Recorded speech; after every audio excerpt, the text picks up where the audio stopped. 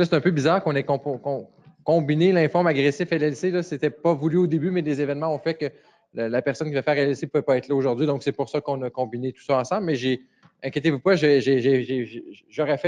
été une présentation comparable pour la LLC. C'est juste qu'on va en parler dans la deuxième partie de la LLC. On va commencer avec les lymphomes agressifs. Puis la section LLC va être à la fin, mais vous ne serez pas oubliés ceux qui veulent en entendre parler. Donc là, en fait, la façon que la présentation elle est conçue, là, dans le fond, c'est j'ai fait en fait un peu plus de détails les différentes entités de lymphome agressif. Mais là, je ne parle pas des traitements spécifiques à chacun, parce que souvent, les traitements se recoupent. On va commencer comme ça. Puis après ça, j'ai une section plus sur les traitements. Puis là, je vais vous parler des différents traitements, puis je vais vous dire un peu à qui ça s'adapte, puis plutôt pas à qui ça s'adapte, mais à qui ça s'adresse. Il y a des subtilités là, qui sont difficiles à apporter avec des diapositives si on ne veut pas être trop, ça ne veut pas être trop lourd, mais je pourrais les apporter là, en tentant de vulgariser tout ça. Donc, ça, on l'a dit beaucoup de fois ce matin, là, mais le lymphome agressif, dans le fond, c'est des symptômes habituellement là, qui vont apparaître sur une courte durée habituellement. Habituellement, il faut traiter la maladie assez rapidement. Ça peut être variable assez rapidement, avoir un traitement le soir même ou avoir un traitement dans 3 semaines, 1 mois et demi. Ce n'est pas nécessairement toujours le jour même, mais c'est assez rapidement. Il n'y a pas habituellement la période d'observation. Ça, il n'y a pas ça habituellement. L'objectif du traitement dans le lymphome agressif, habituellement, c'est la première objectif, c'est d'avoir une rémission. Puis là, les gens, souvent, on va comme confondre rémission puis guérison. La première étape, c'est d'avoir une rémission. Donc, c'est-à-dire qu'on ne détecte pas la maladie. Et puis, la deuxième étape, après ça, c'est de guérir. Donc, ça ne revienne jamais. Donc, la première étape, c'est d'avoir une rémission, puis ensuite de guérir. Puis c'est l'objectif habituellement dans ce type de lymphome-là qu'on souhaite avoir. Les lymphomes agressifs, il y en a plusieurs, puis c'est vraiment, je dirais, il y en a sûrement une quinzaine là, à vue, comme ça, rapidement. Mais le plus fréquent, c'est le plus fréquent des lymphomes. On l'appelle le lymphome diffus à grande cellule B. Ensuite, il y a le lymphome de Hodgkin. Le lymphome à grande cellule B, c'est 35 des lymphomes. Le Hodgkin, c'est à peu près 10 Puis après ça, il y a les lymphomes à cellule T. Ça, on n'en a pas vraiment parlé ce matin. Je vais en parler un petit peu tout à l'heure. C'est moins fréquent. Il y a le lymphome du manteau. Lui, en fait, tantôt, j'avais dit qu'il était comme parfois indolent, parfois agressif, donc ça a parfois un peu des deux. Il y a le lymphome de Burkitt. Ça, c'est le lymphome en théorie le plus agressif. Lui est plus rare. C'est plus un lymphome, c'est le lymphome le plus fréquent chez les enfants. Puis, il y a d'autres entités agressives que je vais parler plus tard. C'est juste qu'on n'avait pas les statistiques là, pour les énumérer, qui sont plus rares que le lymphome du manteau. Ils sont plus dans le coin du Burkitt. Là. Même plus rares, je vous dirais. Bon, tout d'abord, le lymphome diffus à grande cellule B, là, ce qu'il faut comprendre, c'est que le lymphome diffus à grande cellule B, là, il y a 15 ans, c'était comme à peu près tous les patients, là, tous les lymphomes que je mentionnais étaient classés lymphome diffus à grande cellule B. Puis là, les techniques diagnostiques se sont raffinées. Puis là, maintenant, on est rendu qu'on a le lymphome du médiastin, le lymphome double-hit. En tout cas, il y en a plusieurs. Ils étaient tous dans cette catégorie-là antérieurement. Puis là, maintenant, ça s'est subdivisé en plein de sous-entités qui sont maintenant des noms de diagnostics en soi puis qui ont un traitement propre. Donc, c'est pour ça, des fois, on n'a pas toujours des études qui datent de très longtemps avec ces maladies-là. C'est parce qu'avant ça, ils étaient inclus dans une grande catégorie, mais qui se subdivise avec le temps. Et puis, cette catégorie-là, qui s'appelle le lymphome diffus à grande cellule B, c'est rendu plus épuré un peu, mais même dans 5 puis 10 ans, ça va être encore subdivisé à nouveau. Donc, ça devient un peu comme un jour, en fait, on commence à en perdre notre latin un petit peu. Les lymphomes diffus à grande cellule B, pourquoi on appelle ça comme ça? C'est parce que c'est un lymphome B, donc le B vient de là. Puis diffus grande cellule, c'est parce que c'est des grandes cellules, puis il y en a partout. Dans le fond, c'est l'aspect au microscope de ce lymphome-là qui fait qu'on l'appelle comme ça. Les lymphomes diffus à grande cellule B, parfois, ils peuvent se présenter dans le contexte de quelqu'un qui avait un lymphome indolent. Donc, il y a un certain pourcentage de patients qui ont un lymphome indolent. Les lymphomes indolents, les plus fréquents, c'est comme le lymphome folliculaire. Au bout de 10-20 ans, il peut y avoir à peu près 20 des gens qui vont avoir eu leur lymphome indolent, qui était observé, qui a peut-être été traité, mais qui va devenir plus agressif. Puis on fait des biopsies, puis on se dit, ça a changé de sorte. Donc, il y a comme des interrelations entre les lymphomes.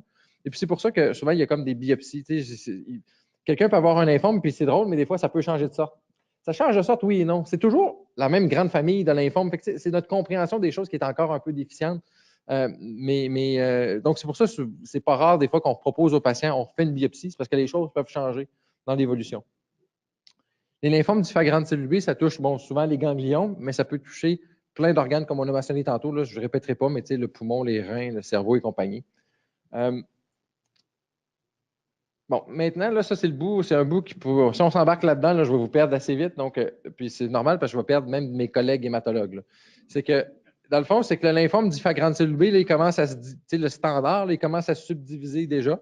Fait que là, il y a comme, là, il y en a deux sortes, là. Puis, dans le fond, on l'appelle le GCB, puis l'autre, le ABC. Tu sais, ça, c'est à cause au niveau des tests moléculaires qu'on fait, on se rend compte, c'est pas la même maladie du tout, mais on l'appelle de la même façon, on la traite pareil, mais on se rend compte que c'est deux maladies complètement distinctes. Mais là, après ça, on est rendu avec une étape d'après, on la subdivise peut-être en quatre autres. Tu sais, ça finit plus, là. Mais le lymphome diffuse grande cellule B, en fait, là, la raison qu'il y a deux sous-types, c'est parce que, dans le fond, quand on regarde la façon que les cellules se développent, c'est pas du tout pareil, puis le pronostic n'est pas tout à fait le même non plus. Puis ça répond pas tout à fait au même traitement exactement. Le lymphome, le premier du centre germinatif qu'on appelle, là, c'est, je vous rappellerai peut-être pas, mais tantôt, il y avait comme il y a comme dans le ganglion, il y a une zone qui s'appelle le centre germinatif. C'est là, que la cellule, là, le lymphocyte B, il va avoir plein de changements dans ses chromosomes qui va faire que là, il va comme développer la capacité de faire plein de sortes d'anticorps différents. Puis là, après ça, une fois que ça va être passé, cette étape-là, qui va être rendue la cellule qui va avoir décidé quel anticorps il fait, après ça, il va se mettre à les produire.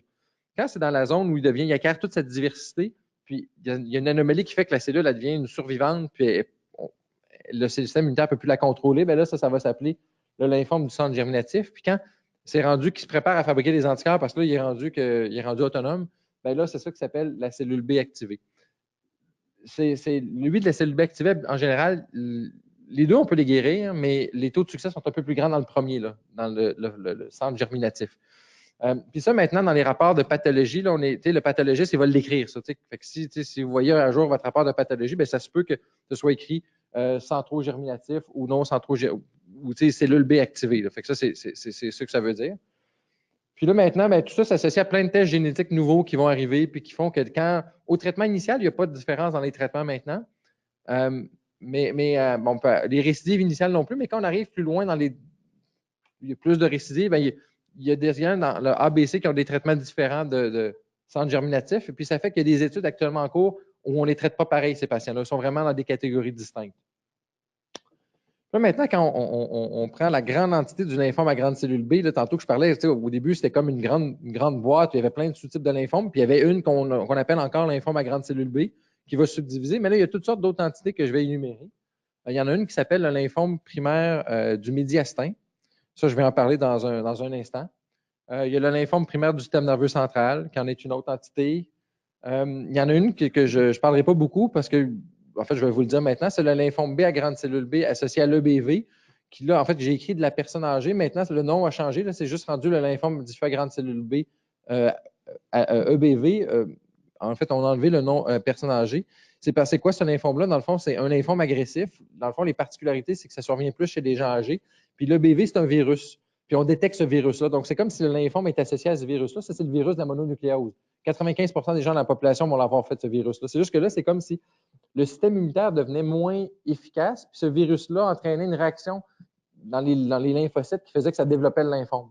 Donc ça, c'est une nouvelle entité un peu, puis c'est juste que là, ça ne survient pas juste chez des gens qui sont âgés maintenant, des fois des gens un peu plus jeunes, mais que leur système immunitaire est peut-être un peu plus faible. Donc ça, c'est une entité un peu nouvelle, depuis 15 ans, mais bon, il y en a une autre sorte qui s'appelle lymphome diffus à grande cellule B, riche en cellule T. Il y en a un autre, le lymphome B intravasculaire. Ça, je n'en parle pas parce que ça, ce serait, je pense qu'il n'y a personne qui a ça ici. C'est des lymphomes ultra rares, surtout le dernier. Donc là, puis il y en a deux ou trois autres là, que je n'ai pas énumérés là-dedans, là, mais que je vais. C'est pour des raisons. Là, la raison, vous allez voir, là, mais il y a des lymphomes que je vais parler que je n'ai pas mis là-dedans, c'est parce que ce n'était pas inclus à l'origine juste dans les lymphomes à grande cellule B, mais dans les prochains 10 minutes, vous allez voir, il y a plusieurs entités qui vont apparaître. Donc, le lymphome primaire du système nerveux central, ça, c'est un peu étrange comme lymphome. C'est un lymphome, quand on fait une biopsie, c'est lymphome diffus grande cellule B. C'est pareil, on ne fait pas aucune distinction. La seule chose, c'est des patients qui ont juste du lymphome dans le cerveau. Et puis, ça ne va pas se propager ailleurs. C'est juste dans le cerveau. C'est un peu spécial, mais c'est comme ça. C'est un lymphome qui est en théorie plutôt rare, mais qu'on a quand même plusieurs patients à Québec qui ont. Puis la particularité, c'est que ça ne va pas ailleurs dans le corps, sauf dans les yeux, dans ce qu'on appelle le vitré, à l'intérieur de l'œil. Donc, ce n'est pas quelque chose qui est visible, là, mais ça peut donner ça. C'est à peu près un patient sur 5 qui, quand il va se présenter, il va avoir en théorie une atteinte au niveau de son œil. Donc, c'est très particulier. Puis ça m'amène à vous dire pourquoi les lymphomes ont une particularité à aller sur certains organes. C'est spécial. C'est pourquoi c'est pas un peu aléatoire, mais ce n'est pas aléatoire. C'est que les cellules de lymphome, ils ont à la surface ce qu'on appelle des protéines. ils ont plein de protéines. C'est comme un peu des ventouses. Puis, dans le fond, chaque organe a un peu des ventouses, c'est comme des clés, puis des serrures, puis une clé. C'est comme si le corps humain, il y a plein de serrures différentes, puis les serrures au niveau du cerveau ne sont pas pareilles que les serrures au niveau du rein. Puis, il s'agit qu'il y a un lymphome que lui, sa clé, ça va juste dans le cerveau. Bien, cette cellule-là va s'attacher au cerveau, puis c'est pour ça qu'elle revient toujours au cerveau. Donc, il y a tout plein comme ça de liens qu'on peut faire des lymphomes de poumon. Tu sais, il y a vraiment une particularité de ce côté-là au lymphome. Puis le lymphome primaire du système nerveux central, ben lui, il faut pas le traiter comme les autres lymphomes. Parce que le lymphome, quand il touche le cerveau, il y a comme une barrière autour du cerveau qui empêche la chimiothérapie d'aller au niveau du cerveau. Donc, si on donne un traitement standard de chimiothérapie chez un patient comme ça, ben, la chimiothérapie ne fera pas un bon effet. Donc, on donne des médicaments particuliers à des doses particulières qui vont vraiment aller au niveau du cerveau. Puis, il n'y a pas beaucoup de médicaments qui peuvent aller au niveau du cerveau. Donc, c'est un traitement très particulier là, qui contient à la base un médicament qui s'appelle méthotrexate. Bon. Maintenant, un lymphome un petit peu plus, un petit peu plus fréquent, c'est le lymphome primaire du médiastin. Encore là, ça a été inclus à la fois dans les lymphomes à grande cellule B à une certaine époque, mais lui aussi, il y a une particularité vraiment, vraiment, vraiment à lui seul. C'est un lymphome qui touche le médiastin, donc c'est une masse entre les deux poumons, qui est habituellement assez grosse lorsqu'elle va être trouvée, qui peut mesurer facilement 10-15 cm, puis donner des problèmes respiratoires, mais c'est trouvé assez souvent, la masse est assez grosse parce que c'est trouvé assez tardivement parce que les gens n'ont pas de symptômes. Puis, tu sais, on ne va pas passer des radiographies des poumons tous les mois. Puis, c'est une maladie qui finalement fait que quand elle se manifeste, bien, la masse est grosse, puis ça peut même bloquer des vaisseaux ou donner de l'enflure du visage. C'est particulièrement des femmes qui sont atteintes, puis habituellement des femmes assez jeunes, dans la trentaine. Donc, c'est très particulier. Puis, c'est pas tout le temps facile de faire des biopsies parce que c'est une masse entre les deux poumons. Et puis, ben là, on fait des biopsies avec des aiguilles et tout ça, mais des fois, il faut même aller avec une caméra, passer juste au-dessus du sternum pour aller chercher un morceau de la masse. Et puis, c'est un lymphome, en fait, je vais parler un peu des traitements, mais c'est des traitements un peu plus standards d'un lymphome. On va parler un peu des traitements qu'on peut faire. La particularité, c'est que c'est un lymphome que les problèmes peuvent survenir au début. Si le traitement n'a pas fonctionné, on va le voir assez vite pendant les traitements, mais une fois que la personne est en rémission, habituellement, ces gens-là ne vont pas rechuter. Mais c'est au début où ça peut être problématique. Mais en général, le pronostic est quand même bon quand on arrive à bien partir tout ça. Est-ce que je vais trop vite ou ça va? C'est correct? C'est compréhensible? Oui, OK. Maintenant, un autre lymphome, lui, c'est un peu plus nouveau, en fait, son appellation. En fait, là, son nom officiel est juste sorti dans la dernière classification de la dernière année. C'est le lymphome qu'on appelle de haut grade avec réarrangement de MYC et BCL2 et ou BCL6. C'est un nom couché dehors, ça fait un peu difficile à comprendre, là, mais bon, c'est comme ça qu'il s'appelle. Dans le fond, c'est comme un lymphome à grande cellule, mais qui a comme des anomalies au niveau génétique particulière, que ça, on ne connaissait pas ces tests-là il y a 20 ans. Puis, dans le fond, c'est qu'il y a comme des gènes qui sont comme surexprimés, puis qui font que la cellule devient plus agressive. Et puis ça, c'est une maladie pour laquelle il n'y a pas, comme c'est pas si fréquent, on est dans le début des études qui nous disent quel traitement donner. Donc ça, c'est un peu plus nouveau. C'est des lymphomes, comme j'ai mentionné habituellement, qui étaient très agressifs. Et puis, les traitements, en fait, sont un peu différents des traitements qu'on faisait de façon usuelle dans les lymphomes à grande cellule B. Et puis, ce type de lymphome-là occasionne plus de risques d'avoir une récidive au niveau du système nerveux central, du cerveau. Donc, le traitement va être pensé en conséquence également. Donc, ça, pour faire ce type de diagnostic-là, ça ne nécessite pas uniquement que le pathologiste regarde au microscope, fait des tests. Il y a des tests génétiques de plus qu'il doit penser demander ou que le médecin doit penser demander pour le faire, pour le rechercher. Mais ce n'est pas des tests qu'on va faire chez tout le monde. Il y a certains, en général, il y a certains critères qu'on va utiliser quand on fait ces tests-là. Maintenant, le lymphome que je viens de mentionner avec le réarrangement, qu'on appelle l'autre nom, c'est le lymphome double hit. C'est son autre nom qu'on donne. Un des lymphomes qui est plus ancien, qui se rapproche le plus, c'est le lymphome de Burkitt. Le lymphome de Burkitt, ça, c'est probablement le prototype du lymphome le plus agressif qui existe. Le lymphome double hit peut se rapprocher à ça à certains moments. Le lymphome de Burkitt, dans le fond, c'est un lymphome qui est vraiment chez le jeune adulte, mais même plus chez les enfants. Donc, c'est un lymphome vraiment où c'est le lymphome un des plus fréquents des enfants. Et puis, ça peut se présenter, en fait, de façon très, très agressive. Ça, des fois, quelques jours peuvent faire des différences dans certains cas. peut se présenter avec des masses abdominales qui peuvent être volumineuses, des fois dans certaines régions, même avec l'atteinte de la mâchoire. Mais il y a aussi une autre propension, ça donne une atteinte du cerveau aussi à la récidive. En fait, les lymphomes agressifs, contrairement aux lymphomes indolents, c'est une chose qui peut arriver, c'est des récidives au niveau du cerveau qu'on ne voit pas avec le lymphome folliculaire habituellement. Les traitements sont très particuliers, les traitements de lymphome de Burkitt. C'est sûr que comme c'est une maladie, beaucoup des enfants, les traitements ont beaucoup été pensés pour les enfants initialement, puis extrapolés à l'adulte, mais on s'entend que les enfants tolèrent beaucoup mieux la chimiothérapie habituellement que les adultes. Surtout plus on avance en âge, plus les traitements sont difficiles. Donc, il a fallu faire des adaptations dans les protocoles, mais le plus possible, on se rapproche des traitements des enfants, bien, le mieux les résultats sont. Bon, maintenant, le lymphome dont j'ai parlé tout à l'heure brièvement, qui n'est pas très fréquent, c'est 5 des lymphomes, mais qui a parfois une connotation agressive, parfois une connotation indolente, c'est le lymphome du manteau. C'est un nom un peu drôle, le lymphome du manteau. C'est un lymphome qui a vraiment une certaines caractéristiques bien particulières, puis des anomalies génétiques bien particulières. Puis, c'est qu'il y a une forme qui est très, très indolente. Hein. Des gens vont avoir juste des globules blancs élevés, puis la rate qui est un peu grosse. Puis là, ça se comporte un peu comme la maladie, je vais vous parler tantôt, leucémie lymphoïde chronique. Pas tout à fait, là, mais souvent, les gens, on va les observer, puis ils vont ne pas progresser pendant quelques années.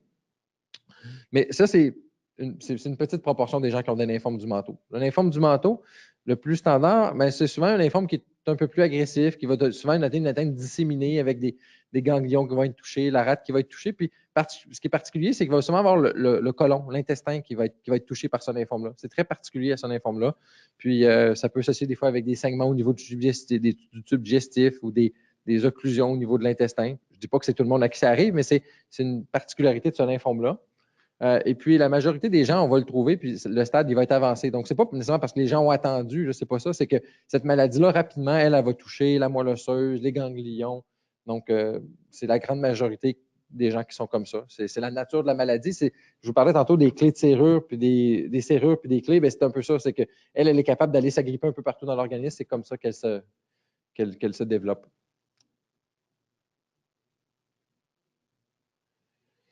Et puis, dans le fond, le lymphome de Hodgkin, en fait, ça, il est mis dans agressif. Je ne suis pas sûr je ne sais pas où on devrait le rentrer exactement parce qu'il est bien à part dans tout ça. Ça, c'est le lymphome qui a été en fait, découvert il y a plus longtemps. Mais au début, ça ne s'appelait pas lymphome, ça s'appelait maladie de Hodgkin.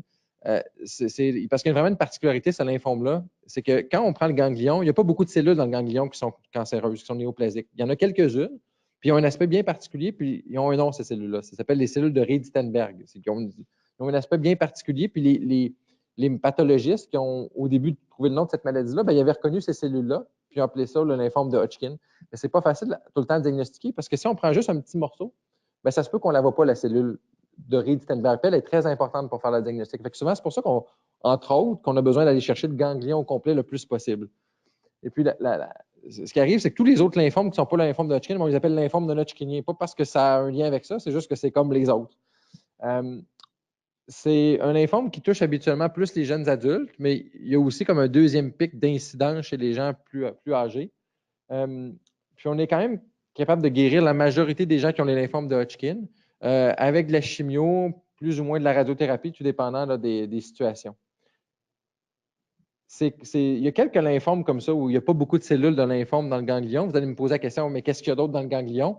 C'est que la cellule, elle sécrète des substances qui vont attirer d'autres cellules qu'on appelle des cellules accompagnatrices. Ça va être d'autres cellules du système immunitaire, ça peut être d'autres sortes de globules blancs, entre autres, puis qui vont faire que le ganglion va être plus gros, mais c'est des cellules qu'on dit réactionnelles. Puis il y a d'autres sous-types de lymphome où il y a des cellules comme ça d'accompagnement réactionnel. Ce n'est pas juste le lymphome d'Hodgkin, mais c'est disons, le plus classique. Puis là, je pense que c'est le dernier que je décris plus en détail, c'est le lymphome à cellule T. Ça, c'est comme une grande famille de lymphomes. Là. Ça devient hyper aride quand on parle de ça parce qu'on ne comprend pas très, très bien tous ces lymphomes-là. C'est une grande famille de lymphomes, des lymphomes pas si fréquents que ça, mais pour lesquels notre connaissance par rapport au traitement et tout ça est beaucoup moins évoluée. Puis c'est là où il y a le moins de nouveautés dans ce type de lymphome-là. Le plus fréquent, en fait, qu'on appelle, c'est le lymphome T périphérique. C'est un peu comme tantôt, je vous parlais du lymphome diffuse grande cellule B, que c'était comme une grande famille, puis là, ça commence à se diviser. Bien, le lymphome T périphérique, c'est un peu le même nom que lymphome diffuse grande cellule B, mais pour le lymphome T. Mais là, on n'est pas capable encore de faire toutes les distinctions qu'on est capable de faire dans les lymphomes B. Pour donner des exemples de lymphome T autres, il y a le lymphome anaplasique à grande cellule, lymphome angio-immunoblastique, lymphome, il y en a plein comme ça. Puis là, c'est sûr que c'est difficile quand on est en groupe comme ça de vous parler de chacun de ces lymphomes-là individuellement parce que vous allez comme tous vous endormir, vous allez dire c'est plate venir ici. Mais si jamais quelqu'un a une question particulière, ça me fera plaisir d'y répondre après. C'est juste que là,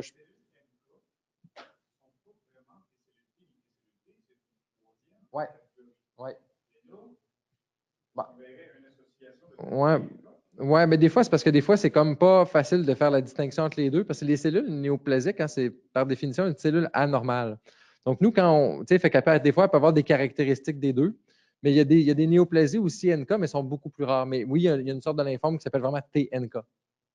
C'est vraiment son nom. C'est avec des caractéristiques des deux.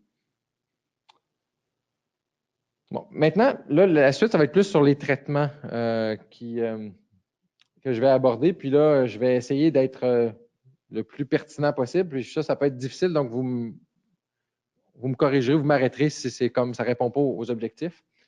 Bon, tu sais, généralement, dans le fond, il y a comme des grandes classes de médicaments. Là. Puis, tu sais, je pense qu'on peut mettre chimiothérapie tout ensemble, là, mais tu sais, chimiothérapie, on s'entend, là, c'est plusieurs agents qui ont tous des mécanismes d'action différents, même si y a une base commune, puis ils ont tous des effets secondaires qui peuvent être parfois similaires, mais qui ont des subtilités qui sont importantes. Dans le fond, le principe, c'est que les médicaments de chimiothérapie, ils vont aller détruire les cellules du cancer directement. Puis la prochaine diapo, dans le fond, c'est plus un peu sur le mécanisme, vraiment comment ça agit. Je vais passer sur les autres modalités, plus pour être général. Ensuite, une autre modalité de traitement, il y a la radiothérapie. La radiothérapie, dans le fond, c'est des rayons qui vont être administrés à partir d'une machine au patient. Puis dans le fond, ces rayons-là vont permettre aussi de détruire les cellules du cancer, mais d'une autre façon. Mais là, c'est pour des traitements localisés. On ne peut pas faire de la radiothérapie partout, à part dans certains cas de greffe, là. Mais habituellement, ça peut quand même être très toxique de la radiothérapie corporelle. Donc, c'est pour ça que ça arrive pas qu'on propose ça aux patients là, en général. La radiothérapie, habituellement, dans les lymphomes, c'est plus un traitement, c'est souvent un traitement d'appoint plus que le traitement de base du lymphome. Là, tout à l'heure, on en a parlé un peu, là, mais l'immunothérapie, quelqu'un m'a posé une question. L'immunothérapie, c'est un champ de traitement qui est très complexe et très vaste. Dans le fond, c'est des agents vraiment qui ont un lien avec le système immunitaire pour aller détruire les cellules du lymphome par plein de mécanismes. On va y revenir aussi. Puis, bon, il y avait ce qu'on parlait de la greffe, il y avait autogreffe, il y avait allogreffe. Ça, c'est des traitements complètement distincts. Il ne faut pas les mélanger. Autogreffe, c'est une forte dose de chimiothérapie. Puis, ce qu'on fait, c'est que la raison qu'on va réinfuser au patient ses propres cellules souches, c'est pour que la période d'aplasie ou la période de baisse de globules blancs soit moins longue. Parce que sinon, c'est un traitement qui est déjà difficile à la base. Si en plus, les globules blancs, on les laissait remonter d'eux-mêmes, ben là, on aurait un gros problème. Donc, c'est pour ça qu'on fait une autogreffe de moelle osseuse. Donc, c'est avec des cellules de soi. Alors que l'allogreffe, ben, c'est des cellules de quelqu'un d'autre, d'un donneur compatible. Donc, oui, on peut avoir encore le même effet de donner une forte dose de chimio ou pas nécessairement, ça dépend des cas, mais on va infuser au patient les cellules d'un donneur compatible où là, on va aller chercher un effet du nouveau système immunitaire qui peut aller combattre la maladie. Donc, c'est une approche qui est distincte. Puis, les indications ne sont pas les mêmes nécessairement que dans l'autogreffe. Chaque maladie, chaque situation, ça. L'allogreffe de moelle osseuse, dans le lymphome agressif, on l'utilise quand même beaucoup moins. C'est plus dans les lymphomes indolents qu'elle peut être utilisée, mais ce n'est pas exclu d'utiliser dans les lymphomes agressifs, là, mais c'est moins fréquent. Puis là, dans les lymphomes, c'est toujours d'essayer de trouver c'est quoi la balance entre les effets secondaires et l'efficacité. Il y a des lymphomes, comme le lymphome de Hodgkin, où là, les taux de guérison peuvent même s'approcher de 95 dans certains cas, où là, le risque est même d'avoir des complications du traitement à long terme sont plus grandes que des récits de maladie. Fait que là, on va vouloir comme peut-être des fois diminuer l'intensité du traitement, alors que d'autres maladies, où là, quand les risques de rechute vont être plus grands, ben là, on va comme des fois malheureusement accepter plus d'effets secondaires, mais c'est parce qu'on sait qu'on a besoin d'aller chercher ces armes-là pour avoir un taux de succès plus grand.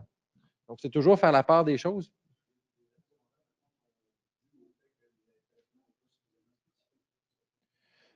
Ben oui, ça joue, effectivement, parce que dans les traitements de chimiothérapie plus classiques, effectivement, il y a plus d'effets secondaires parce que je vais en parler dans une minute, mais votre point est très bon. C'est que dans le fond, la chimiothérapie, elle va s'attaquer beaucoup à tout ce qui est dans l'usine à réplication de la cellule avec l'ADN. Et puis là, bien, évidemment, toutes les cellules du corps humain se répliquent de façon similaire. Donc là, on va aller attaquer non spécifiquement plein de cellules. On va surtout, quand on donne de la chimiothérapie, attaquer les cellules qui vont se diviser rapidement. Ça touche beaucoup les cellules qui sont en division cellulaire. Les cellules de lymphome, en lymphome agressif, habituellement, c'est des cellules qui se divisent plus vite que les cellules autres. En fait, toutes les cellules néoplasiques se divisent plus vite que les cellules autres habituellement. Donc, on va les toucher préférentiellement, mais il y a des cellules autres du corps humain qui se divisent rapidement. C'est pour ça les effets secondaires, entre autres, à certains niveaux, les cellules du tube digestif des cellules de la moelle osseuse. Ce sont toutes des cellules qui se divisent rapidement. Alors, c'est pour ça que ça explique que les patients qui ont de la chimiothérapie sont plus susceptibles d'avoir des effets secondaires au niveau du tube digestif, au niveau de la moelle osseuse, parce qu'on va attaquer des cellules, malheureusement, qui se divisent rapidement, mais qui sont bonnes, qu'on ne souhaiterait pas. Donc, notre traitement n'est pas assez spécifique avec la chimiothérapie dite classique pour ça. Mais bon, c'est quand même, à une époque, il n'y avait pas la chimiothérapie, donc on ne peut pas guérir ces lymphomes-là. Maintenant, on le peut, mais on aimerait évoluer vers autre chose, mais on n'est pas encore rendu là actuellement. On souhaite qu'un jour, ça va y arriver. Oui, ça ressemble à... Donc là, dans les traitements de chimiothérapie, je vais faire mention de 2 ou 3 protocoles, en fait 3 protocoles, puis j'essaie d'attacher un peu les lymphomes auxquels ils sont attachés. Le traitement le plus classique, on a parlé ce matin, c'est le traitement CHOP. Le traitement CHOP, il peut habituellement, souvent, là, en fait, la plupart des cas où on parle aujourd'hui, il est combiné à un anticorps qui s'appelle rituxan ou rituximab. Donc, on combine un traitement d'anticorps à de la chimiothérapie, mais à l'origine, le traitement, c'était juste de la chimiothérapie, puis c'est 4 médicaments, en fait, 3 médicaments de chimio, puis de la prénisone. Ça, de la prénisone, c'est comme la cortisone, si on peut dire. Dans le fond, la chimiothérapie se donne 1 fois ou 3 semaines, puis le nombre de traitements va varier selon en fait, le stade de la maladie, entre autres. Souvent, c'est beaucoup plus ça. Donc, c'est souvent entre 3 et 4 traitements et 6, mais la majorité des gens vont avoir reçu 6 traitements. Ça, c'est beaucoup, en fait, c'est le traitement de base du lymphome diffuse grande cellule B. Ça, c'est vraiment la base. Ça peut être utilisé aussi dans les lymphomes du médiastin. Pas beaucoup à Québec. Si quelqu'un a un lymphome du médiastin ici, ce n'est pas ça qu'il va avoir reçu, mais certains centres peuvent faire ça. Et puis, si on donne ça à quelqu'un qui a un lymphome du cerveau, ça ne marche pas. Ça ne va pas dans le cerveau, fait que ça ne marchera pas. Si on donne ça à quelqu'un qui a un lymphome de Burkitt ou un lymphome double hit ou lymphome avec le réarrangement, le patacla, le BCL2, MYC et compagnie, ça ne marche pas très bien non plus. Donc, c'est le traitement. Puis ça, c'est toutes des choses un peu nouvelles. Avant ça, on donnait ça à peu près à tous les lymphomes. Là, il y a des traitements qui se sont ajoutés. Puis les effets secondaires principaux, dans le fond, ça, c'est les particularités. C'est sûr qu'il y a toujours un peu les effets généraux de mauvais goût dans la bouche qu'on a parlé tantôt, des fois un peu la nausée, un peu la diarrhée. Ça, c'est un peu tous les chimios peuvent donner ça. Mais lui, une particularité, c'est ce qu'on appelle la neuropathie ou des engourdissements dans les mains, dans les pieds, ou des fois un petit risque de toxicité pour le cœur. Ça, c'est les particularités que ces traitements-là peuvent avoir. Maintenant, un deuxième traitement qu'on utilise de plus en plus, dans le fond, qui est comme une version un peu améliorée entre théorie du CHOP, mais qui est un peu plus d'effets secondaires. Dans le fond, c'est une chimiothérapie, c'est à peu près les mêmes médicaments, mais qu'on va donner sur une perfusion de 4 jours. Puis la raison, c'est que ça, c'est utilisé dans les lymphomes plus agressifs, parce que si on donne de la chimio pendant 4 jours en continu, si les cellules se divisent rapidement, on va être capable d'avoir plus de cellules qu'on va aller toucher, parce qu'on va donner de la chimio en continu à petite dose pendant 4 jours. Mais au total, ça fait que la dose est plus grosse que si on avait donné aux 3 semaines. Là. Donc, ça, c'est le principe. Fait que là, ça, c'est un peu plus compliqué parce que là, les patients ont une pompe ou en tout cas, ils ont de la chimio pendant 4 jours en complément. Soit à l'hôpital, maintenant, on le fait à la maison depuis peu, mais donc, c'est un traitement qu'on ne peut pas donner nécessairement à tout le monde. Puis la chimiothérapie est ajustée pour augmenter les doses si les gens la tolèrent bien pour être sûr qu'on ait le maximum de doses possible. Donc, tu sais, c'est un traitement un peu plus complexe, mais qui est utilisé en fait dans le lymphome du médiastin puis dans le lymphome double hit. Donc, ça, c'est vraiment les meilleurs protocoles qu'on peut avoir dans ces lymphomes-là. Donc, les résultats avec les études semblent supérieurs ou sont supérieurs avec ces protocoles-là. Et puis, même dans le lymphome le plus agressif, le lymphome de Burkitt, c'est quelque chose qui peut être utilisé aussi dans le lymphome de Burkitt, surtout chez peut-être les gens plus âgés qui ont ce lymphome-là. Mais ce n'est pas le protocole le plus simple à recevoir, mais quelqu'un en forme, ben, ça peut passer. Ça, c'est dans les lymphomes agressifs, je vous dirais, là, quand j'ai dit ça, là, la grande majorité des gens, c'est un de ces deux traitements-là. Peu importe, dans lymphome du menton, on va utiliser des protocoles qui ressemblent à ça. Lymphome T, on va utiliser des protocoles qui ressemblent à ça. Des fois, il y a des variations, mais ça demeure la pierre angulaire de ces traitements-là. Maintenant, il y a le lymphome de Hodgkin, où lui, c'est complètement différent, où là, le traitement, dans le fond, historiquement, n'est pas du tout le même. Puis comme il y a des bons succès, ben, on y va avec le traitement historiquement qui fonctionne, qui s'appelle ABVD. Il y a un des médicaments, le A, ben ça, on le retrouve dans les autres. Mais les autres, c'est des médicaments différents. C'est des protocoles qui sont donnés aux 2 semaines. Et puis, c'est un des. Là, c'est juste de la chimiothérapie. Il n'y a pas d'anticorps, c'est comme les autres que j'ai mentionnés. C'est donné toutes les 2 semaines, donc ça vient un peu plus souvent. Et puis, le nombre de traitements, ben, il peut varier. Hein. Ça peut être 4 traitements, comme ça peut être l'équivalent de jusqu'à 12, 12 ou 16 traitements là, dans les cas extrêmes. Fait que, on peut, des traitements, c'est toujours un peu la même durée, là, toujours entre 4 et 6 mois, mais c'est un traitement qui est assez intense. Hein, ça revient aux 2 semaines. Puis les globules blancs, souvent, ils peuvent être bas. Et puis, il y a un des effets secondaires particuliers, je tiens à le mentionner, c'est que le médicament B, en fait, lui, il peut être toxique pour le poumon. En fait, tous les médicaments de chimio qui commencent par B peuvent être toxiques pour les poumons. C'est un peu bizarre, mais c'est comme ça. Fait que ça peut donner de l'inflammation au poumon. Puis ça, c'est quelque chose que quelqu'un qui a ce traitement-là, qui devient essoufflé ou qui tousse rapidement, ça, c'est quelque chose que nous, il faut être informé, ou les infirmières ou les pharmaciens, parce qu'on va réagir en conséquence, parce que ça peut donner des problèmes de poumon qui peuvent être significatifs. Mais ça, c'est vraiment dans le lymphome de Hodgkin qu'on va utiliser ce protocole-là, pas dans les autres lymphomes. Bon, maintenant, quand on arrive à l'immunothérapie peut être donnée seule ou peut être donnée comme en ajout à la chimiothérapie. C'est vraiment, ça, c'est une grande boîte, hein, puis c'est un peu simplifier les choses. C'est assez compliqué, l'immunothérapie. C'est ça, un traitement un peu plus ciblé. Tantôt, on parlait de traitement ciblé. Là, ça, c'est la première. Quand on parlait de la révolution, on a parlé qu'il y a un médicament qui avait révolutionné un peu les choses, le rituximab. C'est parce que quand ça a été, début des années 2000, quand ça a été commercialisé, c'était comme le médicament vraiment nouveau. On agissait d'une façon différente. Puis là, dans le fond, c'était des anticorps monoclonaux. Les anticorps monoclonaux, ça, c'est pour vous donner une idée, là, ça a été découvert à la fin des années 70. C'est un prix Nobel, fin des années 70. Puis là, après ça, fait que vous voyez, quand des fois, on entend quelque chose dans les journaux, là, on a découvert en laboratoire quelque chose, c'est extraordinaire. Bien, fin des années 70, puis on est rendu 20 ans plus tard où là, c'est rendu commercialisé. Fait que je ne dirais pas que les délais sont toujours aussi longs, mais ça donne une idée un peu des délais.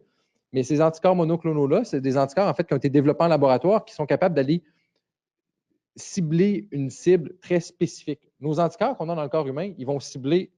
Chacun est un peu spécifique, mais on en a tellement que ça devient ce qu'on appelle polyclonal. C'est comme un peu général.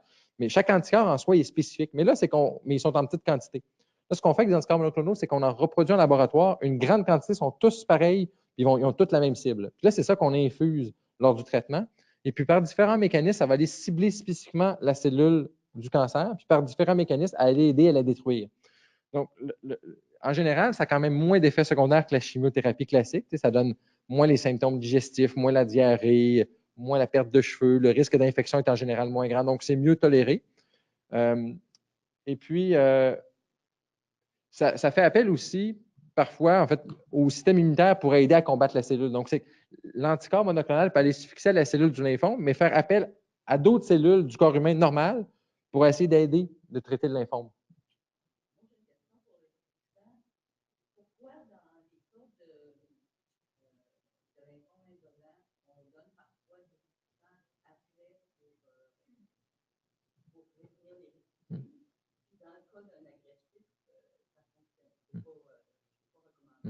En fait, la question est bonne.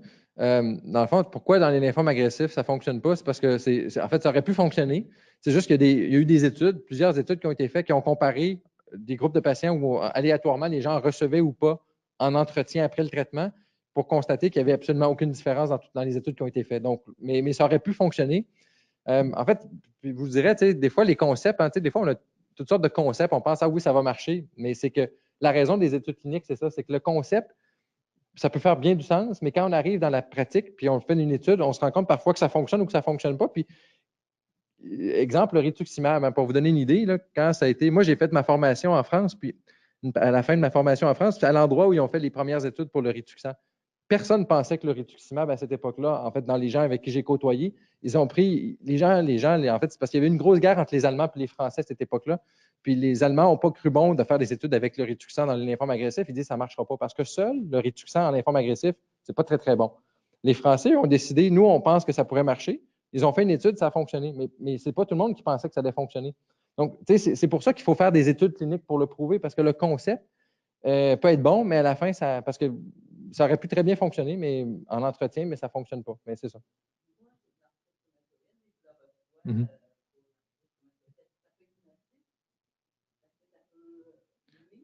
Non, mais en fait, non. Pour un lymphome B, c'est très. Non, ça ne nuira pas. Ça, c'est un traitement sécuritaire pour quelqu'un par rapport au lymphome. C'est très bien.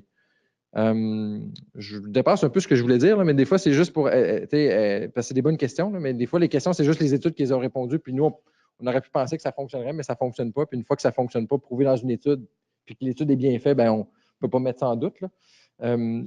Mais le rituximab, en fait, c'est ça. Donc, combiner la chimio, ça ajoute vraiment un bénéfice significatif. Donc, c'est pour ça que c'est utilisé en lymphome à grande cellule. Mais maintenant, il y a d'autres anticorps monoclonaux qui ont fait leur arrivée sur le marché. En fait, il y en a plusieurs.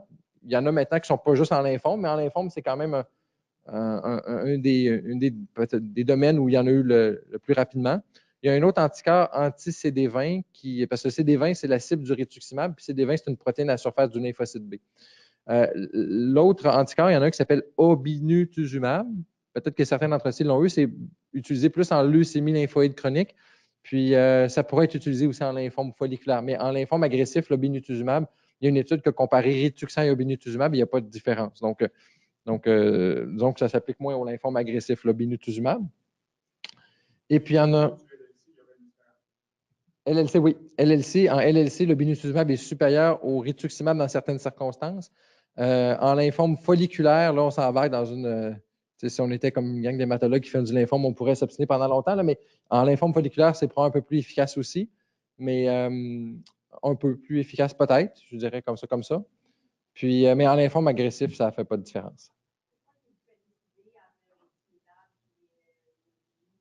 Bien, c'est sûr que c'est. Ben là, actuellement, on n'a pas beaucoup de décisions à prendre parce que le binutuzumab n'est pas approuvé, n'est pas disponible au Québec ou au Canada avec, à part en fait, il y a juste en leucémie lymphoïde chronique. Fait que, en fait, il y a les critères, ben, c'est sûr qu'il faut que les preuves soient assez bonnes, il faut que l'efficacité soit clairement démontrée. Il faut toujours faire la part des choses entre les effets secondaires, c'est quoi le gain en efficacité, c'est quoi la perte en effets secondaires.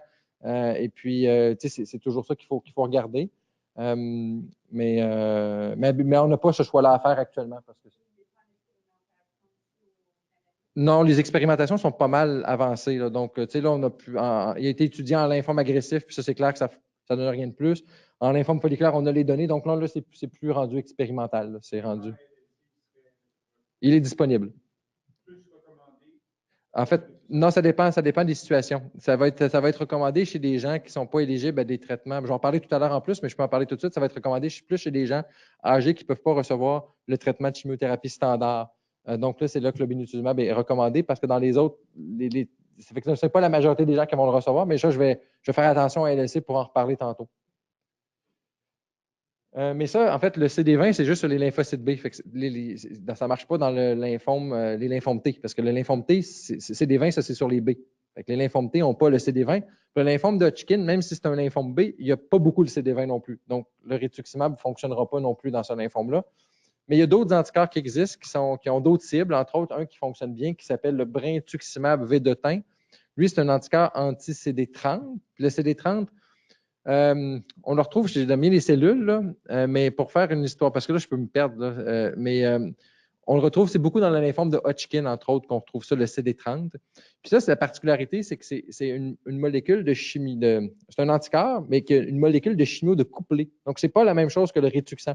Ça va aller comme porter spécifiquement une petite molécule de chimio à la cellule de cancer. Donc, en théorie, ça a moins d'effets secondaires que la chimiothérapie classique, mais il y a certaines particularités, c'est comme un entre-deux.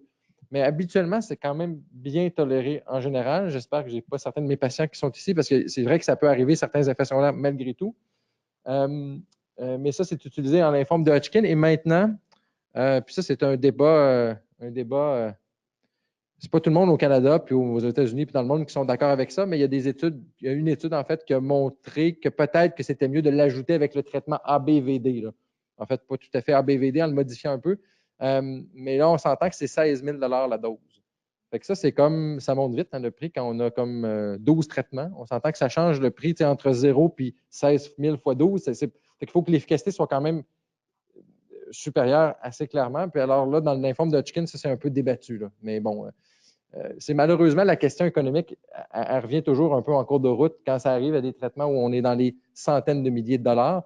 C'est sûr qu'un traitement qui fonctionne vraiment bien, mais je pense que c'est facile à admettre, puis tout le monde va être d'accord, mais c'est des fois quand les différences sont subtiles, puis ce qu'il faut faire attention aussi, parfois les études, hein, il y a des études, il y en a beaucoup qui sont financées par l'industrie pharmaceutique, et puis après ça, le message qui est lancé, bien, il y a l'industrie pharmaceutique là-dedans, donc eux ont un profit à faire, mais je ne dis pas qu'ils font juste des mauvaises choses, mais il faut faire attention des fois à ce qui est véhiculé, parce que des fois, ça dépend qui le véhicule. Donc, donc c'est pour ça que c'est pas toujours simple.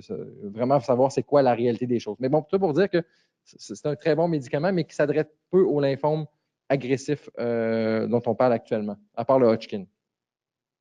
Ça, c'est juste pour donner une idée. Dans le fond, c'est une étude. Là, il s'appelle Bertrand Coiffier. Dans le fond, ça, c'est un Français, puis c'est un groupe français. Les Français, d'ailleurs, en recherche clinique de lymphome, sont vraiment dans les très bien organisés dans le monde. Puis c'est quand ils ont comparé R-CHOP à CHOP. Ça, c'est une étude chez des gens qui avaient des lymphomes à grandes cellules qui étaient âgés de plus de 60. Tout le monde avait entre 60 et 80 ans. Et donc, voyez-vous, la courbe d'en bas, ça, c'est quand on donnait juste le CHOP, puis ça, c'est quand on ajoute le Rituxan. Puis dans le fond, la différence entre les deux, c'est le pourcentage d'augmentation de guérison. Dans le fond, c'est la survie augmentée.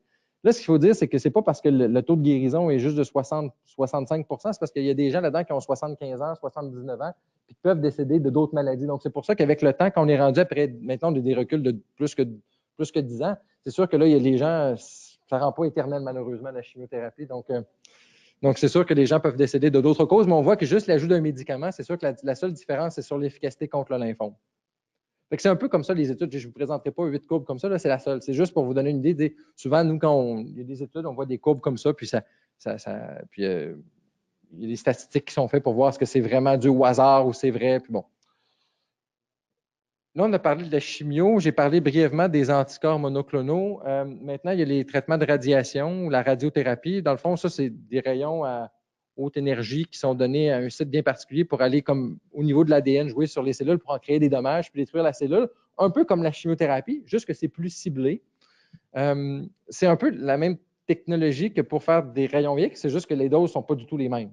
On s'entend? Mais c'est pour ça que quelqu'un qui passerait des tacos, des CT scans à tous les jours de sa vie, pour surveiller, être sûr qu'il n'y a pas un lymphome, ben c'est nocif. Là. Dans le fond, ça va être des radiations qui vont lui causer un cancer à ce niveau-là. Donc, en général, par contre, de passer des examens d'imagerie de façon épisodique, le risque est très faible. Mais c'est sûr que la radiation, comme la radiothérapie, oui, ça peut être bon contre les cellules du cancer, mais on peut détruire des bonnes cellules et entraîner des dommages à long terme. Pour lequel la radiothérapie, c'est quand même le premier traitement contre le cancer. Hein. Fait que, il ne faut pas toujours la dénigrer. Là. Avant ça, il n'y avait rien. La radio est arrivée, puis la radiothérapie est arrivée, puis on a pu guérir des patients avec le lymphome d'Hodgkin. Évidemment, ça fait longtemps là, que la radiothérapie, qu'il n'y avait pas de chimio. Mais dans ce temps-là, les doses utilisées étaient très élevées, puis ça peut s'associer à des cancers secondaires. Donc, c'est toujours la crainte quand on va utiliser la radiothérapie, c'est des complications à long terme. C'est beaucoup dans le lymphome de Hodgkin que la radiothérapie est utilisée, beaucoup des jeunes patients pour lesquels on a des hauts taux de guérison. Donc, on tente de plus en plus de diminuer les doses de radiothérapie, de le mettre autant que possible, mais c'est quand même efficace. Donc, c'est de trouver la balance entre les effets secondaires, même à long terme, puis l'efficacité. Donc, au bout du compte, c'est qu'on veut que quelqu'un ne récidive jamais et qu'il n'y ait pas d'autres complications à long terme. Donc, c'est de trouver cette balance-là. Donc, ça, c'est la radiothérapie. En lymphome agressif, je vous dirais, il y a le lymphome diffus à grande cellule B localisé où ça peut être utilisé dans certaines circonstances. Le lymphome du médiastin, ça peut être utilisé, mais la raison pour laquelle on utilise le traitement EPOCH à dose ajustée, c'est justement parce que ce protocole-là fait ses preuves sans radiothérapie. Donc, on préfère toujours, si on peut limiter la radiothérapie, le faire. Et puis, lymphome de Hodgkin. Ça, c'est principalement ça. Mais si c'est une autre entité, c'est plutôt rare que ça va être utilisé.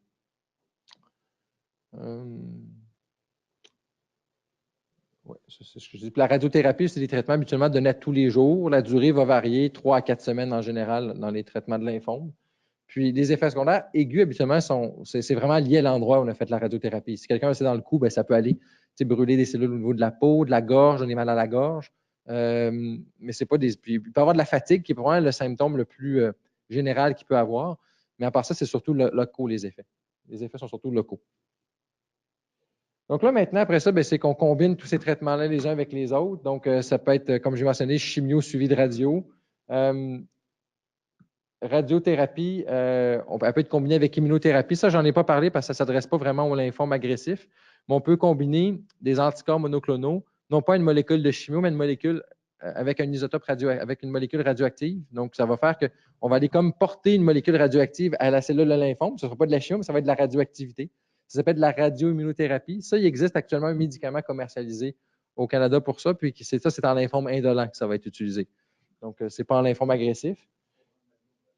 Pardon? Ben, en fait, c'est pas. C'est à une certaine. Il y avait.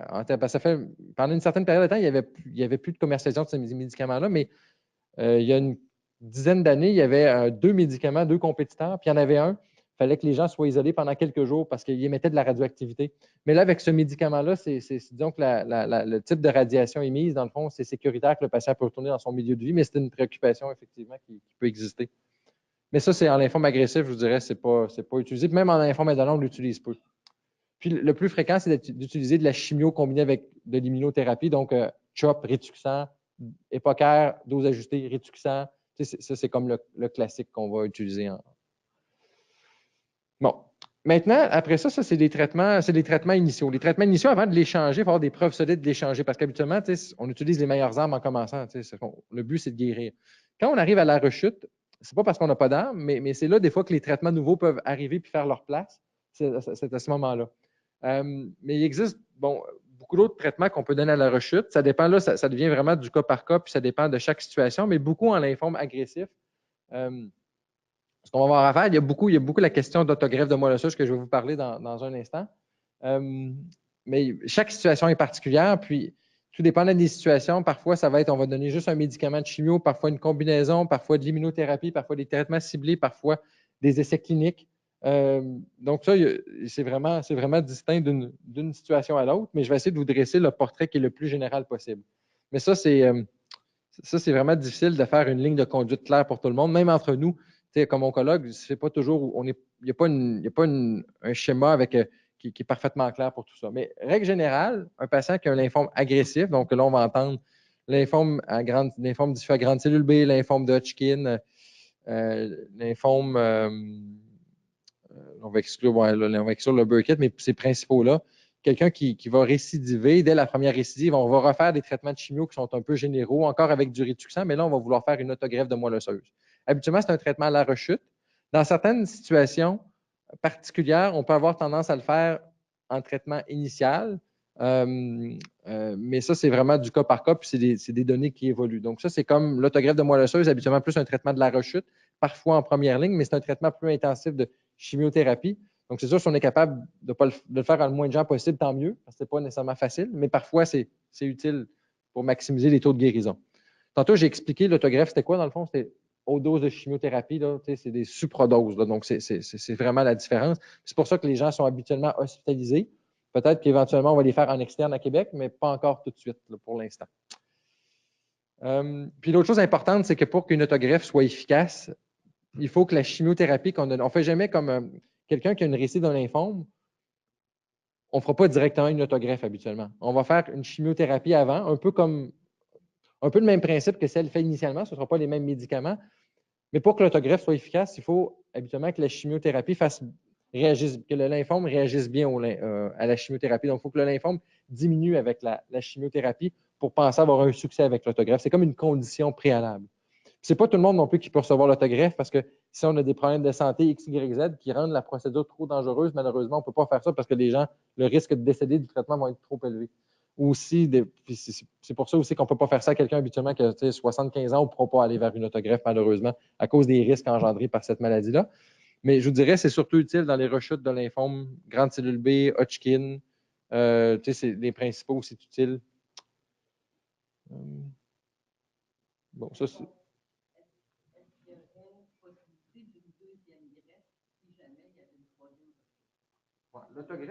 L'autogreffe de moelle osseuse, habituellement, on n'en fait pas deux. Les taux de complications après la deuxième sont nettement plus élevés. Là, c'est là où on va parler peut-être de d'autres modalités de traitement qu'on va peut-être parler plus tard, mais là, c'est là où on peut parler, dans certains cas bien particuliers, chez des jeunes patients, parce qu'on peut parler d'allogreffe de moelle osseuse, on peut parler de thérapie cellulaire, comme on va parler, Dr. Betancourt va parler tantôt de CAR-T. Ça, c'est des choses qu'on va parler, mais ça, tout ça, c'est. Ça dépend aussi de ce qui est disponible encore, mais ça on va en discuter plus tard. Mais 2 autogreffes, ce serait une grande exception. Moi, j'en ai pas fait à ma connaissance dans les 15 dernières années ici. Bon, la greffe allogénique, ça, c'est en lymphome agressif, c'est beaucoup moins utilisé, mais ça peut se faire dans certaines situations bien particulières où là, on fait une greffe avec un donneur compatible. Puis là, dans le fond, on va aller chercher pas seulement l'effet d'une chimiothérapie, mais on va aller chercher vraiment un nouveau système immunitaire pour aller comme attaquer, dans le fond, le corps humain avec un autre système immunitaire. Mais là, c'est quand même une thérapie très, très complexe, hein, dans le fond, puis on ne comprend pas. C'est complexe à comprendre tout ça parce que là, on change un système immunitaire. Ce n'est pas une greffe cardiaque, c'est encore plus compliqué qu'une greffe cardiaque. Donc, il y a tout plein de choses qui peuvent survenir. Et puis, mais c'est une thérapie qui peut être efficace dans certains cas. Bon, les effets secondaires, je ne sais pas combien de temps il me reste, mais on va aller assez vite. Dans le fond, il y a les pertes de cheveux, les symptômes digestifs. Il y a peut-être la chose à mentionner, c'est les infections avec la température. Donc, quelqu'un qui est sous chimio fait de la fièvre. Ça ne donne rien d'appeler son hématologue à 3 h du matin par la téléphoniste de l'hôpital pour voir à 38,9, est-ce que ça fait 10 jours que j'ai ma chimio, est-ce que je viens à l'hôpital? La réponse, c'est il est 2 h du matin ou 3 h du matin, vous vous en venez à l'urgence. Puis, vous n'attendrez pas à l'urgence. Vous leur dites que vous êtes sous chimiothérapie, puis il n'est pas question qu'ils vous fassent attendre. Ils vont faire une prise de sang, puis si vos globules blancs sont bas, c'est une urgence. On s'entend, si quelqu'un se sent bien, là, pas besoin de commencer l'antibiotique dans la minute, mais c'est quelque chose qu'il faut qu'il soit pris en charge tout de suite. Ça, c'est peut-être dans les effets secondaires des traitements, c'est un de ceux où il faut faire quelque chose. Donc, il faut s'en occuper. Il ne faut pas attendre. J'ai fait 38,5, mais il ne faut pas le dire au prochain rendez-vous. Il faut réagir maintenant. Les autres effets secondaires, bon, au niveau du cœur, avec les traitements que j'ai mentionnés, c'est qu'il y a un petit risque au niveau de la fonction du cœur. Ce n'est pas des infarctus, c'est vraiment la contractilité ou la fonction du muscle cardiaque qui peut être altérée. Ce n'est pas un très haut pourcentage de patients, mais il peut être recommandé de faire des échographies cardiaques au dépistage, puis au diagnostic plutôt, puis au suivi. Il y a certaines personnes qui vont le remarquer. Des fois, les gens ont des problèmes de mémoire un peu après la chimio. C'est des effets secondaires plus ou moins bien compris, mais des fois, c'est l'attention qui est altérée. Mais tu sais, des fois, les gens peuvent sentir qu'après la chimio, ils ne sont pas aussi vifs. Ça, c'est quelque chose qui est reconnu.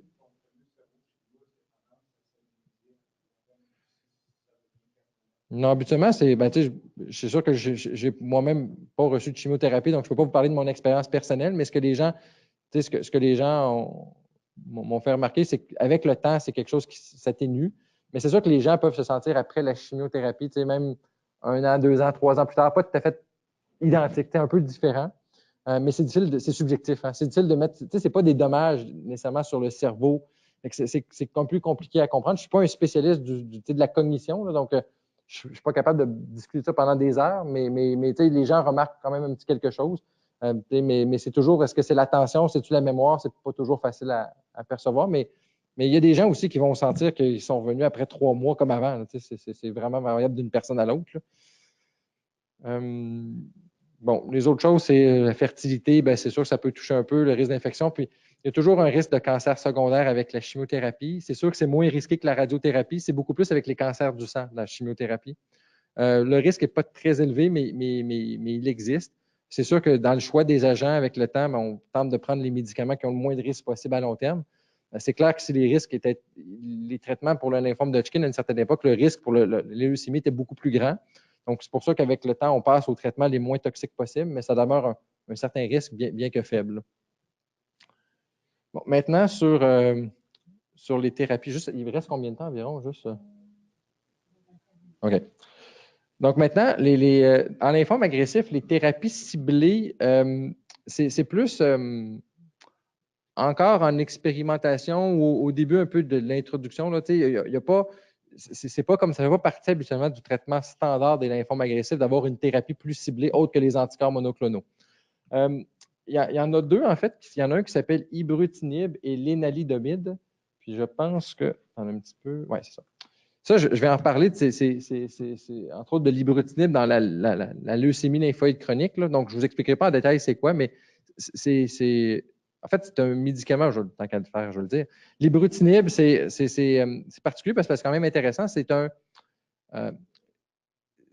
va cibler spécifiquement une enzyme dans le corps humain qui, en fait, sert dans le lymphocyte B à produire des anticorps. En fait, il existe une maladie qui s'appelle que le docteur Betancourt connaît clairement mieux que moi, c'est une maladie plus pour les enfants, mais qui s'appelle la maladie de Bruton. Dans le fond, c'est des enfants qui congénitalement ne peuvent pas produire d'anticorps. Dans le fond, c'est qu'ils ont un problème avec cette enzyme-là. Puis bon, mais les adultes, en général, c'est extrêmement rare d'avoir cette maladie-là. Mais ce qui a été développé en laboratoire, c'est un médicament qui va aller comme cibler cette enzyme-là, puis qui va comme empêcher qui va empêcher le fonctionnement de cette zone-là de fonctionnement du lymphocyte B. Puis ça marche très bien dans certaines maladies, dont la leucémie lymphoïde chronique, mais dans certains lymphomes aussi. Donc, l'ibrutinib, ça, c'est une thérapie très ciblée qui est vraiment un très bon médicament et qui fonctionne, en fait, dans 2 sous-types de lymphome agressif. En fait, dans le sous-type lymphome diffus à grande cellule B, ABC. Tu sais, j'avais divisé à un moment donné, là, mais ça semble fonctionner dans ce lymphome-là. Puis ça fonctionne aussi dans le lymphome cérébral du cerveau. Lymphome cérébral du cerveau. Lymphome primaire du cerveau, ça fonctionne. Tu sais, c'est très particulier pourquoi ça fonctionne dans ceux-là, mais c'est que de la façon que ce qu'on appelle, nous, le mécanisme de la physiopathologie du lymphome fait que cette enzyme-là est comme clé dans tout le développement du lymphome. Donc, cette molécule-là fonctionne, mais ce n'est pas un traitement actuellement qui est donné en première ligne, bien qu'il y ait des études qui sont en cours, mais on ne peut pas actuellement dire qu'on le donne comme traitement initial. C'est un traitement qu'on n'a pas facilement disponible à la pharmacie. Il faut faire des démarches avec le gouvernement pour qu'il soit remboursé, mais il peut être remboursé dans des cas où est-ce que c'est jugé adéquat par le médecin. Il y en a un autre qui s'appelle l'énalidomide. Ça, c'est un traitement habituellement donné dans le myélome multiple, mais ça fonctionne aussi dans les deux mêmes types de lymphomes. C'est une autre thérapie ciblée, mais que le mécanisme est un peu moins clair. J'en parlerai pas plus, mais dans le fond, c'est un médicament qui n'agit pas du tout de la même façon, mais c'est une autre thérapie ciblée. Maintenant, tout à l'heure, on avait parlé, quelqu'un m'avait posé une bonne question sur l'immunothérapie. Puis là, dans l'autre cancer qu'on entend beaucoup parler, puis là, vous n'avez pas parlé encore, bien, c'est ce que j'ai répondu tout à l'heure. Il y avait des médicaments qui peuvent qui vont aider à augmenter la réponse immunitaire contre le cancer. Là, dans le lymphome de Hodgkin, c'est ça, c'est nivolumab et pembrolizumab. Puis ils peuvent fonctionner aussi dans le lymphome primaire du médiastin. Donc, voyez-vous que ça commence à être important de savoir les sous-types parce que là, même on est dans le lymphome agressif, là, on a rétréci, là, mais les traitements, ce n'est pas partout pareil. C'est différent d'un sous-type à l'autre. Et puis, dans les autres options de traitement, j'en parlerai pas davantage, mais il y a ce qu'on appelle les CAR T-cells ou des cellules, des lymphocytes T du patient qui sont modifiés pour aller attaquer les cellules du lymphome. Mais ça, il y a une conférence juste là-dessus tout à l'heure. Donc, ça, c'est un traitement très intéressant. Puis, il y a toujours la participation à un protocole de recherche qui peut offrir des nouveaux traitements. Puis, des protocoles de recherche, ça dépend. À Québec, il y en a en lymphome, mais ça peut être à Montréal. En fait, dans les grands centres, il y en a souvent, mais pas toujours en même temps. Donc là, je ne suis pas capable de. C'est très vaste, puis ça dépend toujours de l'évolution des connaissances, mais ça peut demeurer une option de traitement dans certaines situations. Ce n'est pas nécessairement les protocoles de recherche, ce n'est pas nécessairement dans une situation où il n'y a pas d'autres traitements qui existent. Des fois, c'est parce que c'est à un moment donné où est-ce qu'on pense que c'est sécuritaire de le faire. Ça peut être plus précocement ça peut être dès le traitement initial, parfois un protocole de recherche. Ce n'est pas nécessairement toujours à la rechute dans une situation là, où on n'a plus d'armes. Ce n'est pas nécessairement ça. Donc ça résumait un peu ce que j'avais à dire sur les lymphomes agressifs. Merci beaucoup.